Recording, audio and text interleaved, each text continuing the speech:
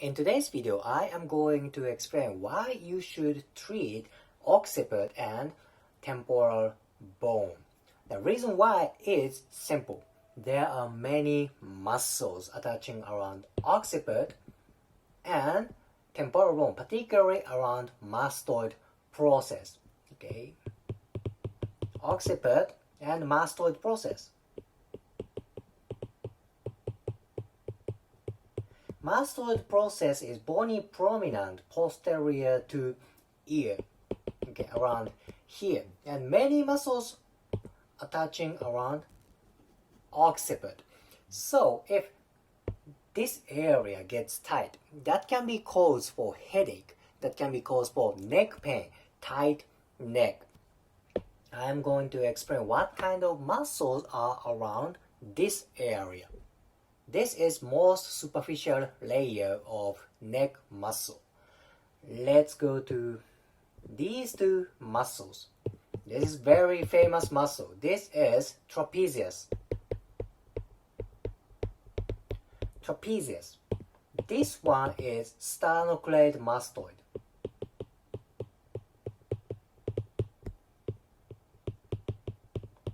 Trapezius attaches to occiput.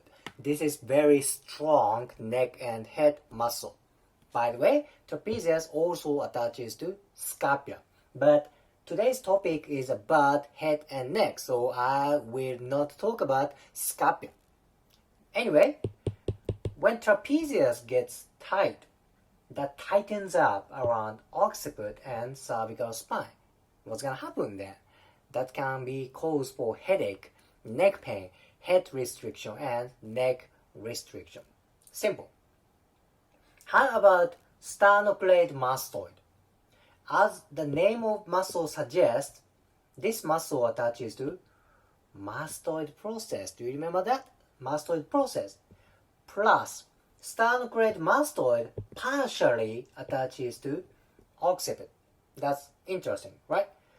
Sternocleidomastoid attaches to mastoid process and occiput. By the way, this area can be damaged by whiplash and the head trauma such as concussion and martial arts injury. This area tends to get tight from such traumas. No doubt, trapezius and sternocleidomastoid get tight. That makes sense. This is most superficial layer. Trapezius and sternocleidomastoid. Let's go to next layer. This is next layer. You don't see trapezius. You see sternocleidomastoid. What is this muscle? This is splenius capitis. Splenius capitis. Capitis means muscle that attaches to occiput. Capitis means head.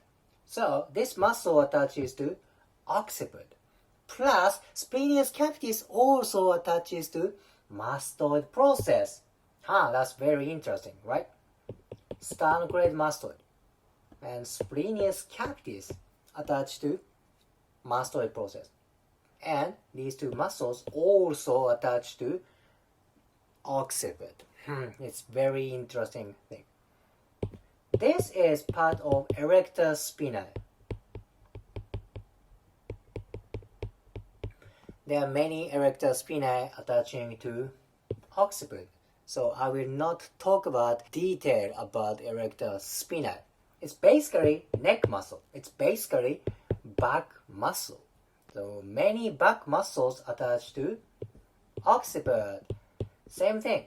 When these guys get tight, that can be cause for headache. These kind of muscles can be damaged from whiplash and head trauma, like trapezius and sternocleidomastoid. Simple, right? Then let's go to the deepest layer. This is the deepest layer. You see many back muscles, right? I want to focus on muscles around this area. These muscles are called suboccipital. Suboccipital or suboccipital muscles. These muscles are so tiny, but it's very important for head, neck balance and headache. 3 muscles attached to occiput. 1, 2, 3. The last one doesn't attach to occiput. This is rectus capitis posterior minor. Rectus capitis posterior minor. This one is rectus capitis posterior major. Rectus capitis posterior major. This is rectus capitis posterior major. This is obliquus superior.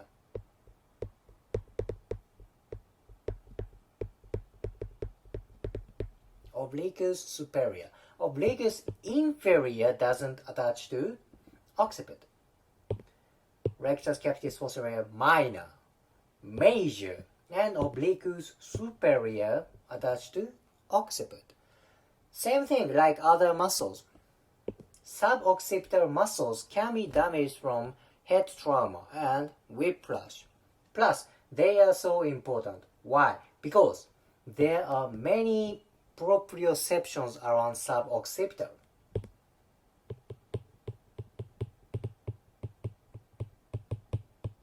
Proprioception is like a balance sensor around joint. When proprioception is aggravated, it's hard to maintain adequate position of joint. Plus, suboccipital muscles are important to maintain upper cervical spines and head position. If this balance is aggravated, that can create so many problems.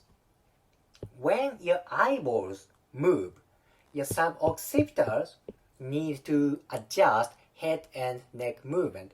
When you move eyeballs, your head and neck move very slightly.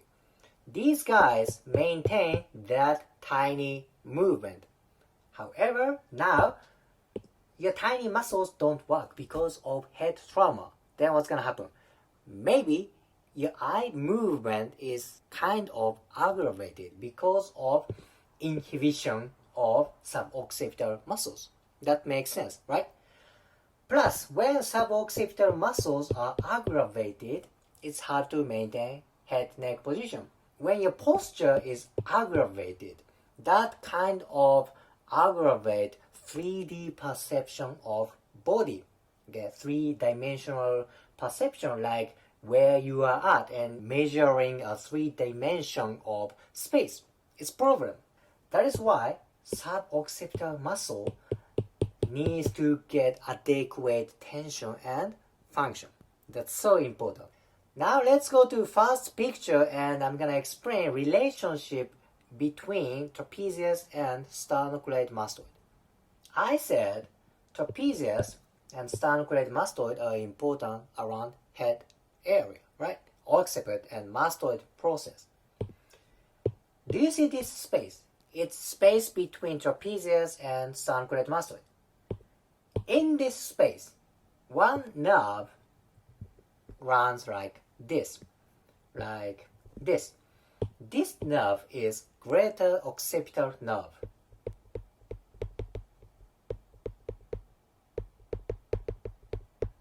Greater occipital nerve. This nerve penetrates this space and goes all the way up to parietal area. Because of concussion and head trauma, this space can be aggravated because of the shock, because of the trauma. The trauma can diminish this space and that can create impingement for greater occipital nerve. This nerve is important, a sensation around occiput and parietal area. What's gonna happen? Then it's gonna be cause of headache and neck pain. It's so important.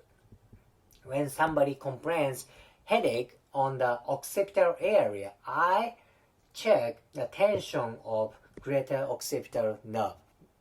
Headache is complicated. That can be from hemorrhage and tumor, right?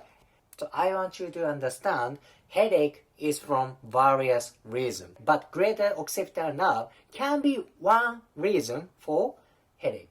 That is why you should treat occiput and mastoid process area for your clinical experience, or you can treat as your self-treatment. This area is so important. If you liked today's video, please hit the like button, comment and subscribe. See you next video.